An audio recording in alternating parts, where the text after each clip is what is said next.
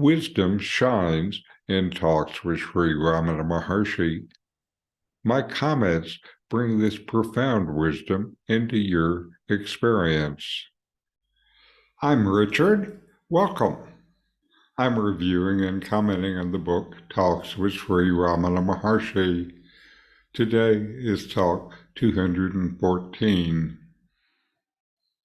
Mr. Eknatha Rao, a frequent visitor, asks, are there not modulations in contemplation according to circumstances?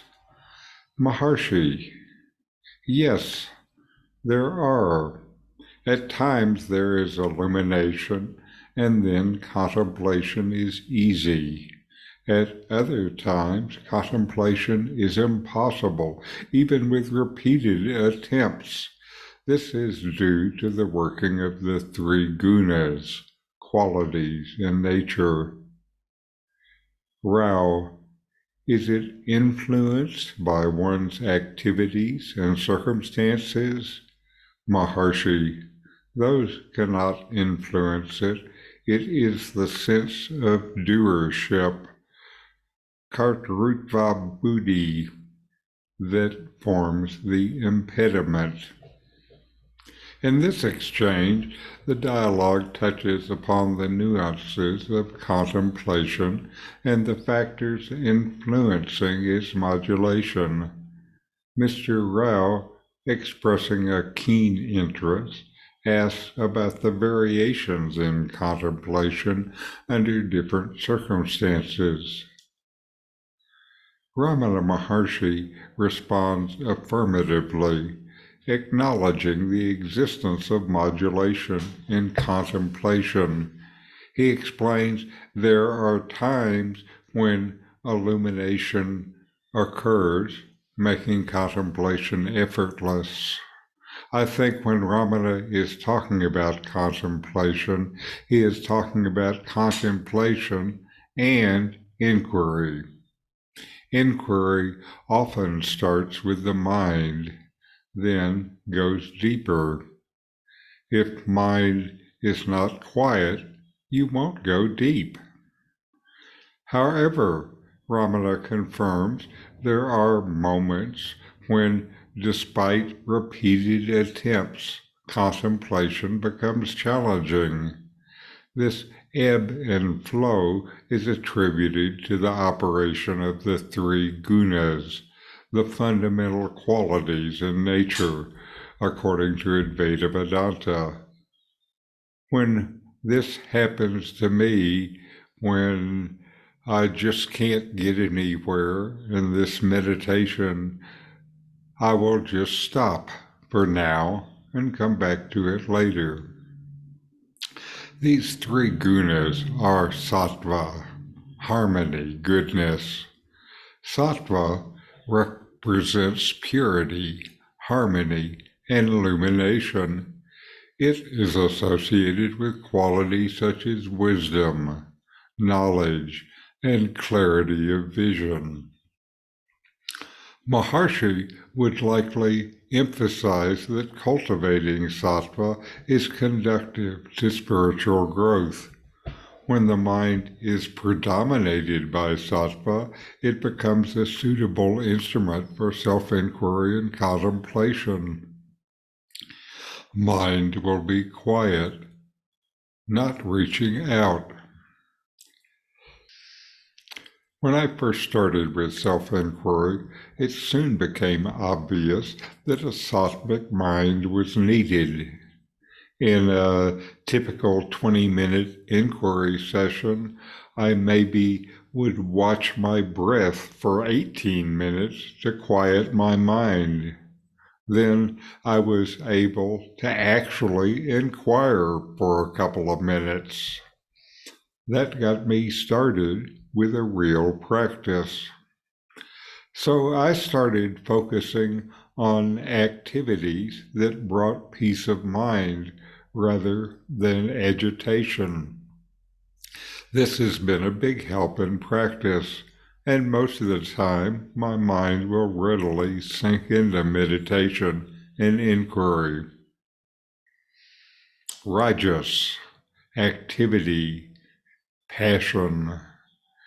Rajas is characterized by activity, restlessness, and passion. It's associated with the active, dynamic aspects of life. A type A person lives in Rajas. From a spiritual perspective, Maharshi would likely advise practitioners to moderate rajasic influences, recognizing that uncontrolled activity diverts attention from the inward journey.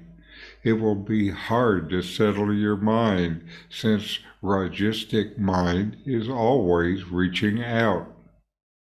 Tamas, inertia, ignorance. Tamas represents inertia, darkness, and ignorance. It is associated with qualities such as laziness, delusion, and a lack of clarity. Maharshi would probably caution against succumbing to tamasic tendencies as they hinder spiritual progress.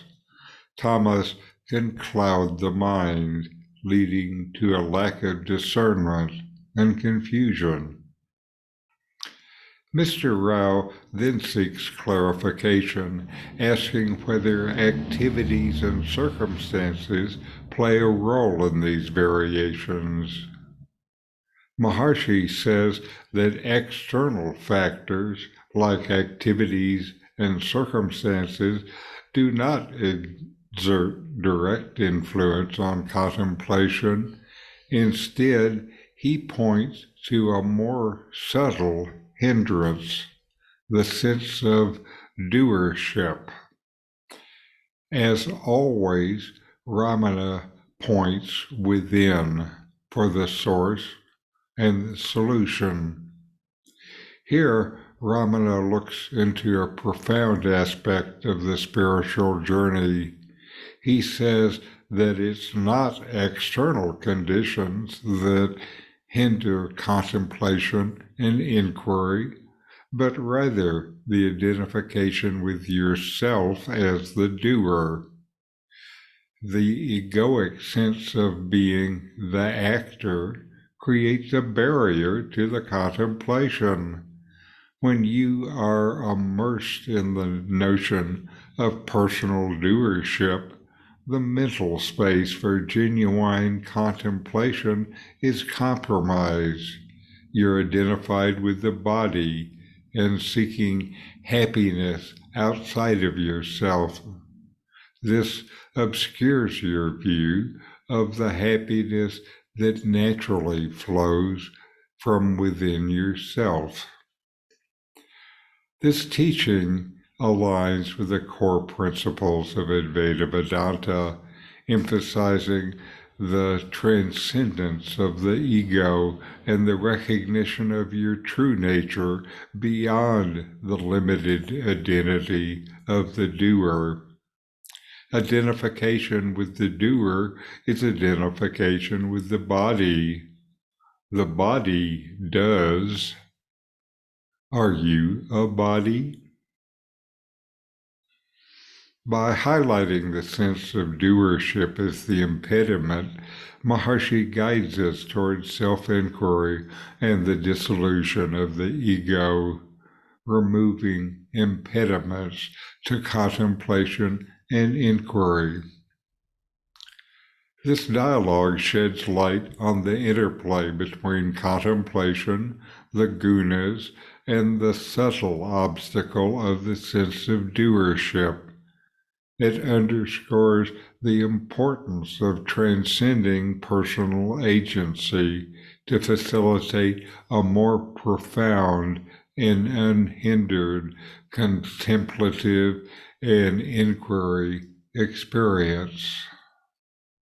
So inquire, know yourself, and be always free and at peace. These videos help bring Ramana Maharshi's teachings into your direct experience. Subscribe now